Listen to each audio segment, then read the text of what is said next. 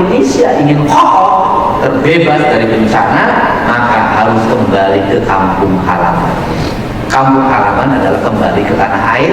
Kembali ke tanah air adalah kembali menjaga tanah, menjaga air, menjaga udara. Pembangunan daerah seringkali terbentur masalah klasik, anggaran.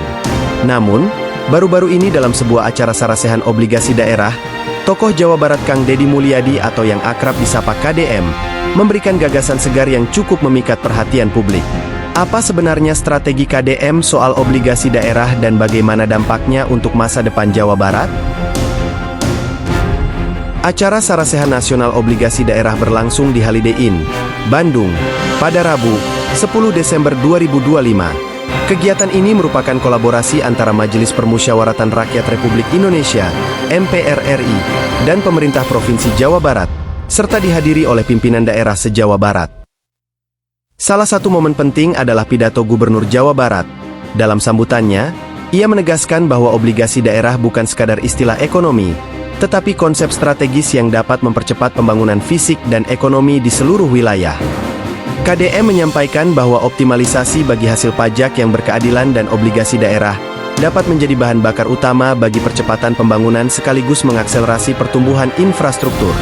Dengan skema ini, pemerintah daerah diharapkan memiliki kemampuan fiskal yang lebih kuat tanpa semata bergantung pada anggaran pendapatan dan belanja daerah, APBD, atau dana transfer pusat.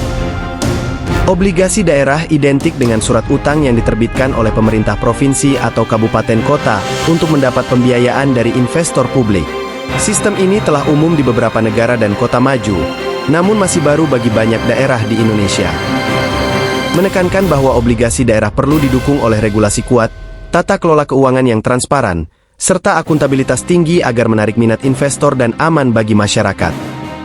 Dengan kebutuhan pendanaan pembangunan infrastruktur yang meningkat setiap tahun, terutama di daerah berstatus fiskal lemah hingga sedang, obligasi daerah dipandang sebagai solusi untuk mempercepat pembangunan jalan, jembatan, fasilitas publik, serta layanan dasar masyarakat. KDM juga menegaskan bahwa pembangunan tidak boleh mengorbankan aspek lingkungan dan tata ruang, khususnya di kawasan yang rawan banjir atau kehilangan ruang terbuka hijau. Ini menunjukkan bahwa pembiayaan baru harus dilaksanakan secara berkelanjutan dan bertanggung jawab. Strategi obligasi daerah yang diperkenalkan melalui sarasehan ini menunjukkan bahwa pemerintah daerah, dengan dukungan legislatif, tengah mencoba membuka pintu alternatif pembiayaan yang dapat membawa percepatan pembangunan. Tantangan ke depan adalah bagaimana regulasi dan implementasinya memastikan manfaat maksimal bagi masyarakat luas.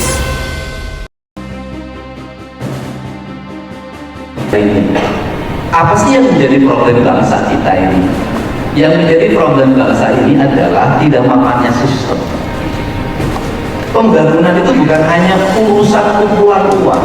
Pembangunan itu adalah sebuah nilai historika, nilai emosional, nilai psikologi bagi lingkungan yang membentuk karakter. Sehingga kalau ngomong tentang kebinekaan, apa sih yang menjadi keunggulan Indonesia itu adalah perbedaan. Dan kebinekaan itu warisan dari mana? Dari budaya Nusantara. Budaya Nusantara warisan dari mana? Dari sejarah peradaban unggulnya kerajaan-kerajaan Nusantara yang sudah otonom berdiri kuat pada masanya sekitar 400 Masehi. Kesalahan fatal kita masalah energi. Sentralisasi PLN yang dilakukan di daerah ini. Berdampak apa? Biaya listrik mahal. Padahal negara kalau mengambil inisiatif mikrohidro itu dibangun oleh desa-desa dengan dana desa, didampingi oleh ahli-ahli di bidang pembangunannya. Mereka tinggal terima hasilnya. Di seluruh Indonesia itu terhampar apa? Rakyat punya kemandirian energi, rakyat punya kemandirian air. Krisis 99 membuktikan bahwa krisis ekonomi global yang menghantam bangsa Indonesia tidak bisa memporak-porandakan segi ekonomi. Siapa yang bertahan pada krisis itu? Kaum pedesaan, kaum orang di pinggiran hutan yang mampu survive dengan kekuatan ekonomi lokalnya. Menjadi homogen, yang homogen itu berbahaya bagi Indonesia. Kemudian kalau gubernur salah dalam membelanjakan, tidak tepat dan tidak sesuai dengan sasaran, yang salah Mendagri. Kenapa? Kan evaluasi gubernur itu di Mendagri.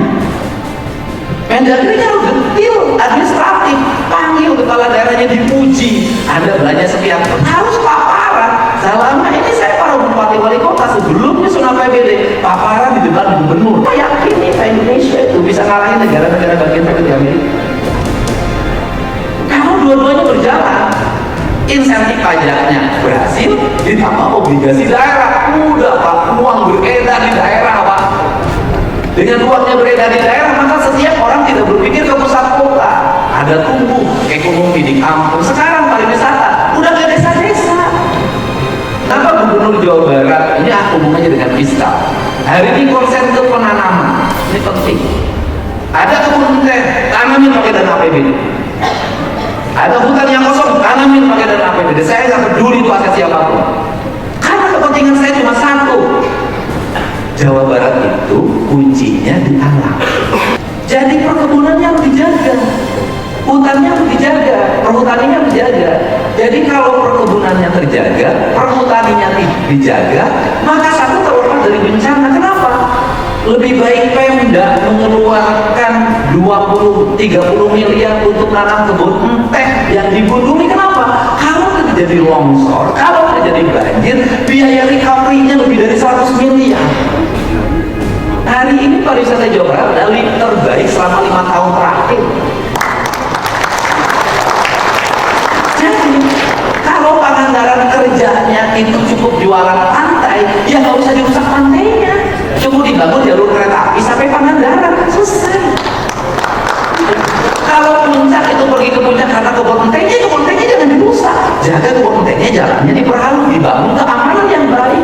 Bagaimana cara keamanan baik? Maka sistematika pengaman kita ditingkatkan. Orang-orang nggak boleh nganggur, harus ada kerjaan. Ini kita punya harapan baru buat bupati wali kota, yaitu adanya obligasi daerah. Mudah-mudahan dengan obligasi daerah ini uang-uang yang tersimpan di bank-bank sentral, apakah uang aspek, uang BPJS, pokoknya uang haji, banyak itu orang kampung jual sawah, hajinya 10 tahun ke depan, uangnya kan disimpan di sana, gitu kan? Mudah-mudahan bisa balik kalau menurunkan obligasi daerah itu ya. Kita ada uang yang bisa untuk kegiatan pembangunan kita, di mana orang yang membeli obligasinya itu nanti mendapat keuntungan. Dan uang yang dikelola di pusat itu juga banyak uang obligasi ya. Mudah-mudahan obligasinya bukan hanya untuk pembangunan pemerintah pusat, tetapi juga nanti bisa bermanfaat bagi pembangunan pemerintah daerah. Saya ucapkan terima kasih.